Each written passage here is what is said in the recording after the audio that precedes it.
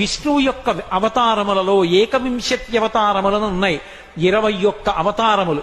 వాటిని స్మరిస్తే చాలు, వాటిని ఒక్కసారి జ్ఞాపకానికి తెచ్చుకుంటే చాలు. ఏనండి, మొట్టమొదట ఆదినారాయణుడు సనకసనందనాదులు, దాని తర్వాత వచ్చినటువంటిది యజ్ఞవరాహావతారం, యజ్ఞవరాహావతారం తర్వాత నారదుడు, నారదుడి తర్వాత నరనారాయణుడు, నరనారాయణుల తర్వాత వచ్చినటువంటిది కపిలావతారం, కపిలావతారం తర్వాత దత్తాత్రేయావతారం, దత్తాత్రేయావతారం తర్వాత యజ్ఞావతారం, యజ్ఞుని యొక్క అవతారం తర్వాత వృషభావతారం, వృషభావతారం తర్వాత వచ్చింది పృథుమహారాజు గారి అవతారం, పృథుమహారాజు గారి అవతారం తర్వాత వచ్చినటువంటి అవతారం మత్స్యావతారం, తర్వాత కూర్మావతారం, తర్వాత ధన్వంతరి, తర్వాత మోహిని, తర్వాత నరసింహుడు, తర్వాత వామనమూర్తి, తర్వాత పరశురాముడు, తర్వాత రాముడు, తర్వాత రామచంద్రమూర్తి, తర్వాత బలరాముడు, బలరాముడి తర్వాత కృష్ణ భగవానుడు, కృష్ణ భగవానుడి తర్వాత ఏకకాలంలో 2 అవతారాలు ఉంటూ ఉండొచ్చు వీటిల్లో.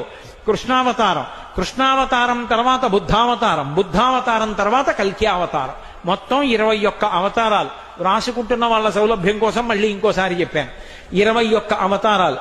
ఈ 21 అవతారాలలో గమ్మత్తు ఏమిటంటే, ఒక అవతారం ఉండగా ఇంకో అవతారం వస్తూ ఉంటుంది. పరశురామావతారం, రామావతారం ఏకకాలంలో నడిచాయి. బలరామావతారం, కృష్ణావతారం ఏకకాలంలో నడిచాయి.